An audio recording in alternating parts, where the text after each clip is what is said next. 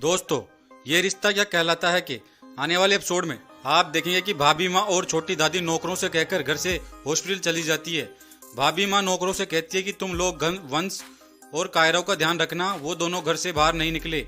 इसके बाद भाभी माँ और छोटी दादी हॉस्पिटल के लिए निकल जाती है, लेकिन उनकी बातें वंश और कायरव सुन लेते हैं और वो दोनों डिसाइड करते हैं कि हम भी नानी की गाड़ी का पीछा करके देखेंगे कि वो कहाँ जा रहे हैं।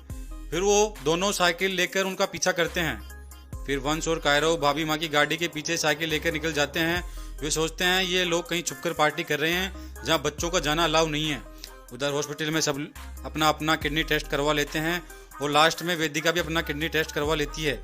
इसके बाद कार्तिक नायरा के पास जाता है और नायरा से कहता है कि तुम बिल्कुल ठीक हो जाओगी नायरा, तुम्हें हमारे बच्चे कायरव के लिए ठीक होना होगा, मेरे लिए तुम्हें वापस आना पड़ेगा, हम सब तुमसे बहुत प्यार करते हैं। इसके बाद वेदिका भगवान के पास जाकर नायरा के लिए प्रार्थना करती है कि भगवान प्लीज आप नायरा को ठीक कर दो, क्योंकि नायरा की जान मेरी वजह से खतरे में पड़ी है।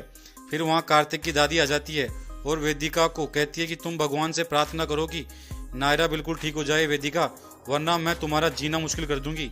जिस कार्तिक के लिए तुमने ये सब ड्रामा किया है वही कार्तिक तुम्हारी कभी शक्ल देखना पसंद नहीं करेगा। इसके बाद मनीष कार्तिक को बुलाने के लिए आता है कि डॉक्टर कार्तिक तुम्हें बुला रहे हैं। डॉक्टर बताना चाहते हैं कि किससे नायरा की किडनी मैच हुई है। फिर सब लोग इकट्ठा हो जाते हैं और डॉक्टर पल्लवी बताती है कि आप सबकी किडनी में से वेदिका की किडनी नायरा की किडनी से मैच हुई है।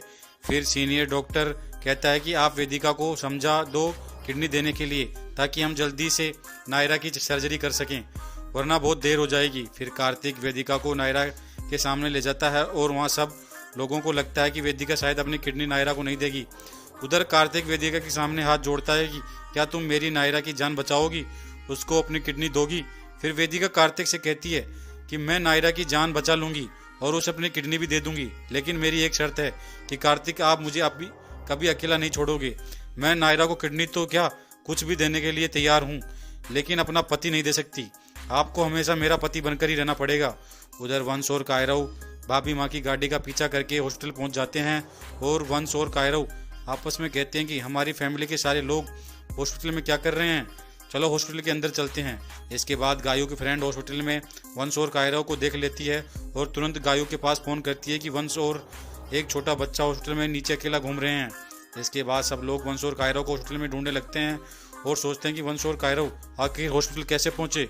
उधर कार्तिक वेदिका से कहता है कि वेदिका मैं तुम्हें इतने दिनों तक नहीं समझ पाया कि तुम इतनी स्वार्थी लड़की हो। इतने में ही कायरव के चिल्लाने की आवाज़ आती है कि मेरी मम्मा को क्या हुआ, आप लोग मेरी मम्मा को इंजेक्शन क्यों दे रहे हो। फिर कार्तिक अपने बेटे कायरव के पास भागकर उसे गले लगा लेता है और कायरव से कहता है कि आपकी मम्मा को थोड़ी सी चोट आई है, वो थोड़ी देर में ठीक हो जाएगी, फिर आपके मम्मी पापा की शादी होगी। इसके बाद कायरव अपने पापा से कहता है कि पापा आप मुझसे प्रॉमिस करो कि मेरी मम्मा को कुछ नहीं होने दोगे। फिर कार्तिक वेदिका से कहता है कि तुम नायरा को अपनी किडनी दे दो, मुझे तुम्हारी सारी शर्तें मंजूर है, लेकिन किसी को पता नहीं लगना चाहिए कि नायरा के ठीक होते ही हम घर वालों को सब कुछ बता देंगे। फिर वेदिका डॉक्टर पल्लवी के साथ सर्जरी के लिए जाती है नायरा को किडनी देने के लिए और सुरेखा और गायू बच्चों को लेकर घर चली जाती है।